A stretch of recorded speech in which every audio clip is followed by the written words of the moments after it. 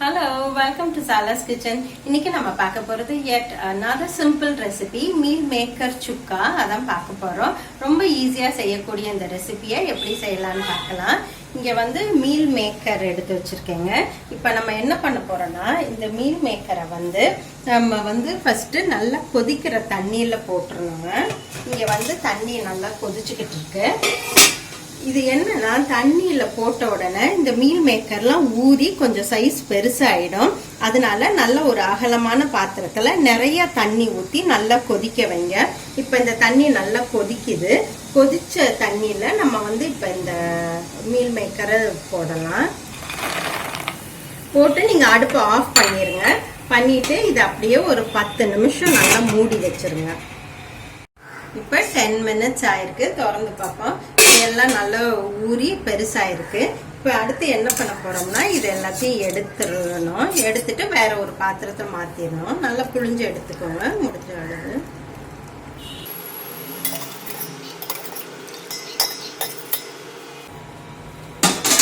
இப்ப அடுத்து என்ன பண்ணுங்கன்னா இதுல நல்ல கோல்டு வாட்டர் ஊத்துங்க.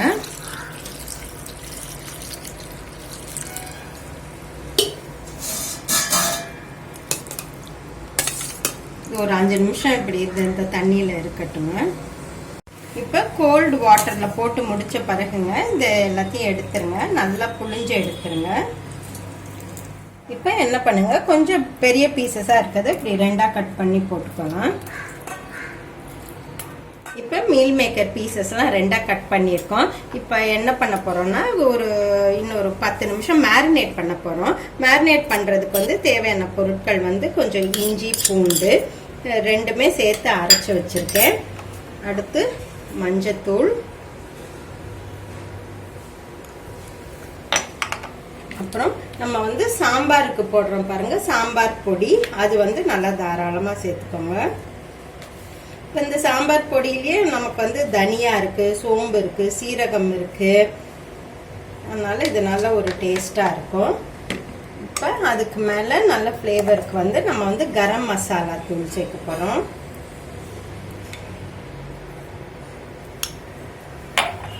இப்ப தேவையான அளவு உப்பு, அடுத்து தயிர். இப்ப இதுக்கு வந்து அளவு நிறைய இருக்கனால ஒரு 4 டேபிள் ஸ்பூன் தயிர் சேர்க்கறேங்க. இது எல்லாத்தையும் நல்லா பிசைஞ்சுக்கலாம். இப்போ நம்ம எல்லா இன்கிரீடியன்ஸையும் போட்டு நல்லா இப்போ மிக்ஸ் பண்ணிக்கிட்டு இருக்கோம்.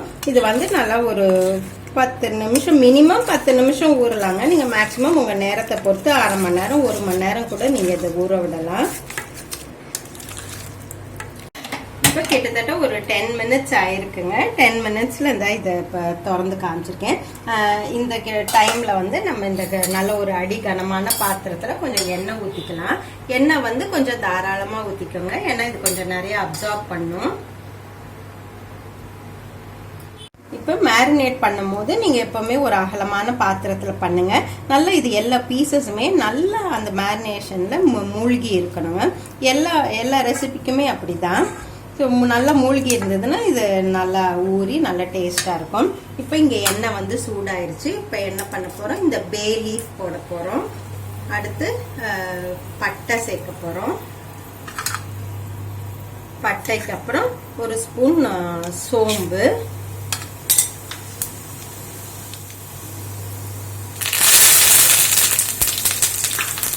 இப்போ அடுத்து நம்ம வந்து இந்த மேரினேட் பண்ணியிருக்க பீசஸ்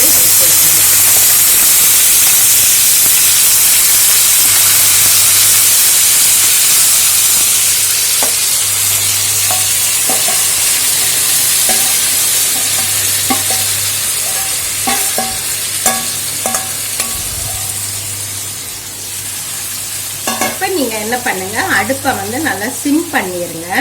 சிம் பண்ணிட்டு மூடி வச்சிருங்க. இப்ப இந்த ரெசிபிக்கு வெங்காயம், தக்காளி அதெல்லாம் நம்ம எதுவுமே சேர்க்கவும் வேண்டாம். இது சும்மாவே ரொம்ப டேஸ்டா இருக்கும். இப்ப இப்படி மூடி வச்சிருக்கிறது ஒரு 10 minutes வேகட்டும்.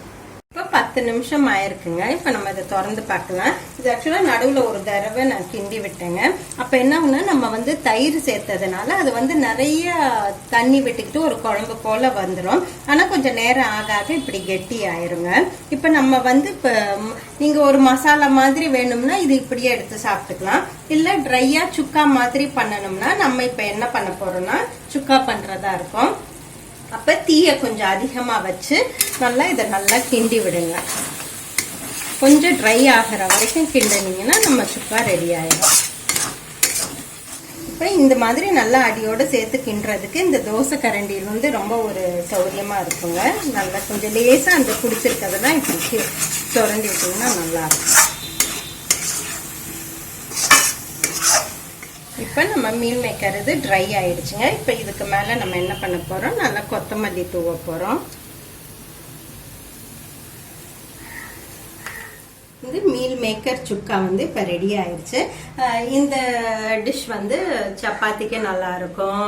அப்புறம் தயிர் சாதம், ரசம் சாதம், சாம்பார் சாதம், இந்த மாதிரி சாதம் ரைஸ் வெரைட்டிக்கு ரொம்பவே நல்லா இருக்கும். ஸோ டைம் இருக்கும்போது செஞ்சு பாருங்க. செஞ்சு பார்த்துட்டு எப்படி இருக்குன்னு சொல்லுங்க.